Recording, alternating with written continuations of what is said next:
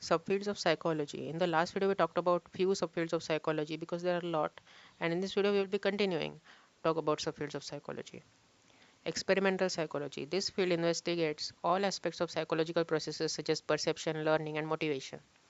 The major research method used in this field deals with controlled experiments. It is quite logical because this field, by listening to the term experimental psychology, the thing pops up in your mind is something related to experiment. And the major research method which is used in this field, it is controlled experiments. Morgan et al. 1996 mentioned that experimental method is used by psychologists as well. So yes, that is the reason why there is a field called experimental psychology, because psychologists use experimental method. For example, social psychologists, they conduct experiments to see influence of various group pressures on a person's behavior. Now, if you have watched the last video, we talked about cultural psychology in that video, a special subfield. In that, we saw how various group pressures, ethnic group memberships, and culture affect or influence a person's behavior. And in the same way, social psychologists, they conduct experiments to see the influence of various group pressures on a person's behavior. This field is not different but is related to other subfields. As I gave you the example of social psychology, this field is not different. Experimental psychology is not different. It is actually related to other fields. One of its example is social psychology, which we just saw how it is related to social psychology. What exactly experimental psychology studies? Experimental psychology study fundamental processes of learning, memory, thinking, sensation and perception, motivation, emotion and physiological or biological basis of behavior under certain circumstances. Now, physiological psychology. Physiological psychologists investigate role of biochemical changes within our nervous systems and bodies in everything we do, feel, sense, think. What exactly physiological psychologists do is that they investigate the biochemical changes or hormones or whatever those biochemical changes which happen in our nervous systems or bodies when we do something, since we feel something, sense something, or think something. Any of the biochemical changes which happen within our nervous systems and bodies, physiological psychologists investigates that. Mostly they use experimental method. As I told you, experimental psychology is related to other subfields as well. So here as well they use experimental method and do basic research on brain, nervous system and other physical origins of behavior. Physiological psychology is not only a part of psychology, but it is a part of a broader field, neurobiology. So yeah, physical psychology is a part of psychology as well, and it is a part of a big field or a broader field called as neurobiology. You might have heard about it. Personality psychology. Field of personality psychology studies personality traits and dynamics. As when you hear the statement or hear the term personality psychology, what pops up in your mind is this is something which studies about personality traits. So yes, this field studies about personality traits and dynamics. The psychologists develop theories of personality and tests for assessing personality traits. They also identify the causes of problems related to personality development. Yes, the psychologists in this field identify the causes of problems related to personality development and try to solve them. Sensation and perception psychology. The field studies about the sense organs and processes of perception. Psychologists working in this field help to investigate the mechanism of sensation and develop theories about how perception or misperception illusion works. So what is this field exactly? If I were to summarize, this field is very easy to understand as psychologists which work in this field. They help to investigate the mechanism, they actually investigate the mechanism of sensation, and they develop theories about how perception or misperception illusion it occurs.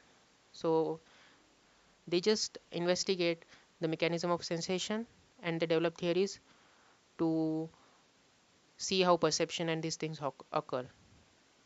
Educational psychology. The discipline deals with classroom dynamics, teaching styles and learning. It develops educational tests and evaluate educational programs. This investigates all aspects. Now, now the important part. This investigates all aspects of educational processes. Now, what exactly they do? What exactly they do in educational psychology? This branch deals with a broader problem of increasing efficiency of learning in school. So the people in this field, they try to increase the efficiency of students who are learning in school by applying psychological knowledge about learning and motivation to the curriculum. So the curriculum, they add some of the psychological knowledge about learning and motivation in the curriculum to increase the efficiency of learning in school. Another special subfield called school psychology may be included in educational psychology. Yes, there is a special subfield called school psychology, which can be included in educational psychology. Ergonomics. This is something interesting. It is a field which interrelates engineering technologies to human behavior. It deals with designing and managing workplace environment, products, or systems. Now, what exactly they do is that this is a field. For example, what is this? The first point, if you see, it is a field which interrelates engineering technologies to human behavior. It deals with designing and managing workplace environment, production systems. Now, why do they design and manage workplace environment? They do that to increase the efficiency of employees, to so that if they have a good workplace environment, products or systems, they will work more efficiently, and the job will be done quickly and more efficiently in less time, and they will be more productive. Forensic psychology. You might have heard about this field. It is a field which is a blend or combination of psychology and law. It involves psychological assessment of individuals. Now, what kind of individuals? In some of the many of the individuals which are related to an illegal or a criminal activity. Forensic psychologists are in various settings like a school doing threat assessments, the prison, or the courtroom serving as an expert witness. They are professionally skilled. Now, what are they professionally skilled in? They are professionally skilled in behavior analysis, evolution, assessment, and treatment. But they should also have a training of clinical psychology. Though they get the training of law and criminal psychology, they get the training of law and criminal psychology, but they should also be trained in clinical psychology as well. And they should be professionally skilled in behavior analysis, evolution, assessment, and treatment. And what they need else is that they should have a experience or have a little bit of their hands or experience in clinical assessment, interviewing, report writing, and strong verbal communication skills. And I guess that is it for this video. If you want to take the screenshot of all these slides, I will give you some time.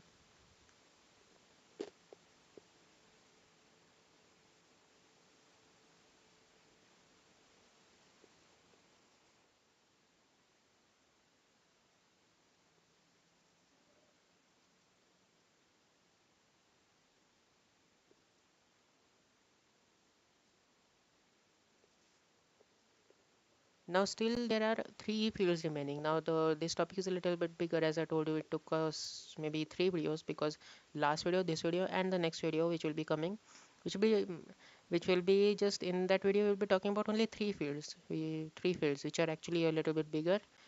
And the three fields will be social psychology, clinical psychology, and industrial or organizational psychology. You might have heard about these fields. These fields are very famous fields, and they're a little bit complex and a little bit bigger. So that is why there will be a special video for them.